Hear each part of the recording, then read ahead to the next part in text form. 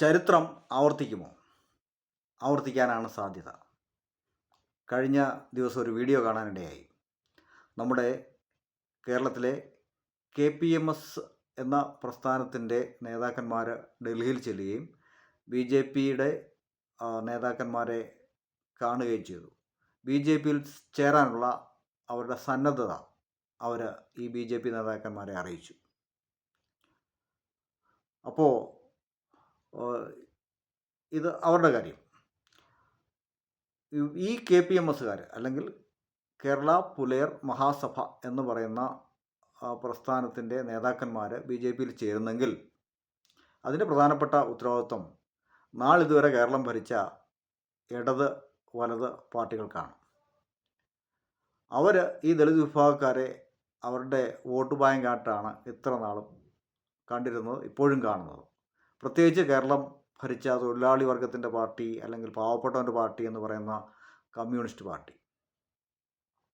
അവർ ഈ ജനത്തെ അവർക്ക് വേണ്ടി മുദ്രാവാക്യം വിളിക്കാനും അവർക്ക് വേണ്ടി ബാനർ ഒട്ടിക്കാനും അവരുടെ കൊടി പിടിക്കാനും ഒക്കെ ഉപയോഗിച്ചുകൊണ്ടിരുന്നു, ഇപ്പോഴും ഉപയോഗിച്ചുകൊണ്ടിരിക്കുന്നു. എന്നിരുന്നാലും ഈ KPMSകാർക്ക് ഒരു കാര്യം ഓർക്കാമായിരുന്നു.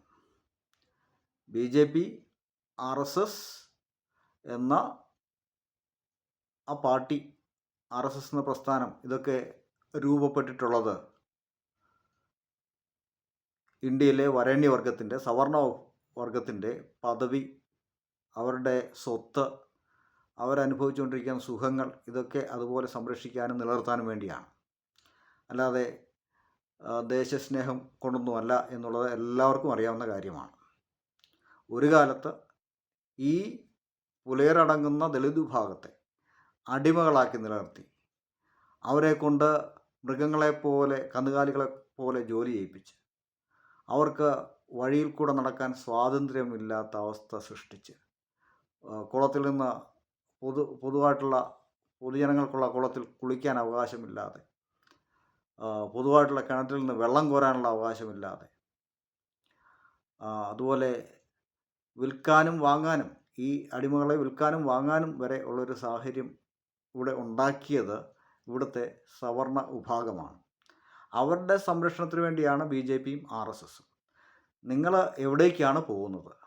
ഒരു കാലത്ത് നിങ്ങളെ കന്നുകാലികളാക്കി മൃഗങ്ങളാക്കി നിലനിർത്തിയ ആ ജനങ്ങളുടെ അടുക്കിലേക്ക് തന്നെയല്ലേ നിങ്ങളുടെ സംരക്ഷണത്തിനായിട്ട് പോകുന്നത്? അതായത് കോഴി അതിൻ്റെ സംരക്ഷണത്തിനും സുരക്ഷിതത്തിനും വേണ്ടി കുറുക്കൻ്റെ അടുത്തേക്ക് പോകുന്നത് പോലെ.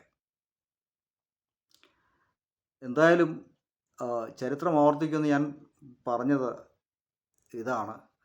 1927 ഡോക്ടർ BR അംബേദ്കർ മനുസ്മൃതി കത്തിച്ചു കളഞ്ഞു. കാരണം അത്രമാത്രം വെറുക്കപ്പെടേണ്ട പുസ്തകമാണ് മനുസ്മൃതി. ഇന്ത്യയിലെ ദളിതന് എന്തെല്ലാം തരത്തിലുള്ള കുരിശ് പണിയാമോ അതെല്ലാം മനുസ്മൃതിയിലുണ്ട്. പക്ഷേ 2027 ആകുമ്പോഴേക്കും ഈ KPMSകാർ ഈ മനുസ്മൃതി തിരികെ കൊണ്ടുവരും എന്ന് ഏകദേശം ഉറപ്പായി.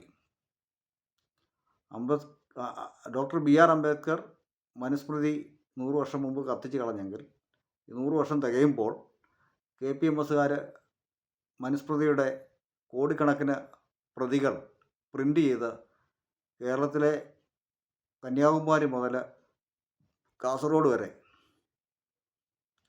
എല്ലാ വീടുകളിലും എത്തിക്കും എന്ന് തോന്നുന്നു. അവർ പരസ്യമായിട്ട് പറയുന്നത് പോലാണ് എനിക്ക് തോന്നുന്നത്, ഞങ്ങൾ പഴയ അടിമത്തത്തിലേക്ക് വിനീതമായിട്ട് മടങ്ങി വന്നു കൊള്ളാം, ഞങ്ങളുടെ പഴയ തോർത്തുമുണ്ടും തൊപ്പിപ്പാളയും ഒക്കെ ആയിട്ട് ഞങ്ങൾ നിങ്ങളുടെ പാടത്ത് പണിയാനായിട്ട് വിനീതമായിട്ട് വരാം, പഴയ അടിമത്തം ഞങ്ങൾക്ക് തിരിച്ചു തരണം, ഞങ്ങൾ നിങ്ങളുടെ ആശ്രിതരായിട്ട് നിങ്ങൾ പറയുന്ന എല്ലാ ആചാര അനുഷ്ഠാനങ്ങളും അനുഷ്ഠിച്ച് തൊട്ടുകൂടായ്മയും തീണ്ടിക്കൂടായ്മയും ദൃഷ്ടിയിൽപ്പെട്ടാൽ ദോഷമുള്ള അവസ്ഥയൊക്കെ ഞങ്ങൾക്ക് അഭിമാനമാണ്, ഞങ്ങൾ അതിലേക്ക് മടങ്ങി വരാം എന്ന് അവർ ഉറക്കെ പ്രഖ്യാപിക്കുന്നത് പോലെ തോന്നുന്നു ഈ BJPയിലേക്കുള്ള അവരുടെ പോക്ക് കണ്ടിട്ട്. ഞാൻ ചില മാസങ്ങൾക്ക് മുമ്പ് വായിക്കാനിടയായ ഒരു പുസ്തകമാണ് ഇത്. എം മുകുന്ദൻ എഴുതിയ പുലയപ്പാട്ട് എന്ന നോവൽ. ഇത് വായിച്ചപ്പോൾ എൻ്റെ മനസ്സ് തകർന്നുപോയ, ചങ്ക് തകർന്നുപോയൊരു ചില വസ്തുതകളൊക്കെ ഉണ്ട്. പുലയർ താമസിക്കുന്ന വീടിന് ചാള എന്ന് വേണം പറയാൻ. അവരെ വഴിയിൽ കാണുമ്പോൾ കല്ലെടുത്ത് എറിയുമായിരുന്നു. അവരുടെ ശരീരവും മനസ്സും അവരുടെ തമ്പുരാക്കന്മാർക്ക് വിധേയമായി ഇരിക്കേണ്ടതായിരുന്നു. അവർക്ക് അവരുടെ ശരീരത്തിൻ്റെ മേലോ അവരുടെ മനസ്സിൻ്റെ മേലോ അവകാശമുണ്ടായിരുന്നില്ല. അങ്ങനത്തെ ഒരു ജനവിഭാഗം. അവർ ഉയർത്തെഴുന്നേറ്റ് വന്നിട്ട് വീണ്ടും പഴയ ദുരവസ്ഥയിലേക്ക് അഭിമാനത്തോടെ നടന്നു പോകുന്നു എന്നാണ് ഇപ്പോഴത്തെ KPMSൻ്റെ പോക്ക് കണ്ടിട്ട് തോന്നുന്നത്. ഇന്ന് KPMSന് ഈ അയിത്തം ഇവിടെ നിലനിർത്തിയ സവർണ ആധിപത്യത്തെക്കാൾ കൂടുതൽ വെറുപ്പ് ഇവിടുത്തെ ദളിത് ക്രിസ്ത്യാനികളോടാണ് തോന്നുന്നത്. അവർ BJP നേതാക്കന്മാരോട് ആവശ്യപ്പെട്ടു, ദളിത് ക്രിസ്ത്യാനികൾക്കൊന്നും സംവരണം കൊടുക്കാൻ പാടില്ല.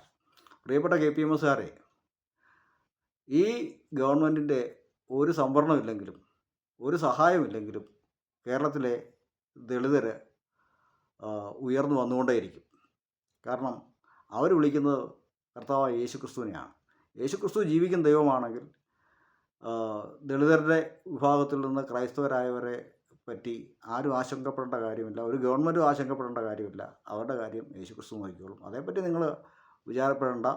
നിങ്ങളുടെ സംവരണമൊന്നും ആരും അടിച്ചു മാറ്റിക്കൊണ്ട് പോകാൻ പോകുന്നില്ല. എന്തായാലും ഈ മടങ്ങിപ്പോക്ക് ചരിത്രം ആവർത്തിക്കലാണ്. വീണ്ടും പഴയ അടിമത്തത്തിലേക്ക് മടങ്ങാനുള്ള എല്ലാ ആശംസകളും KPMSന് നേർന്നുകൊള്ളുന്നു.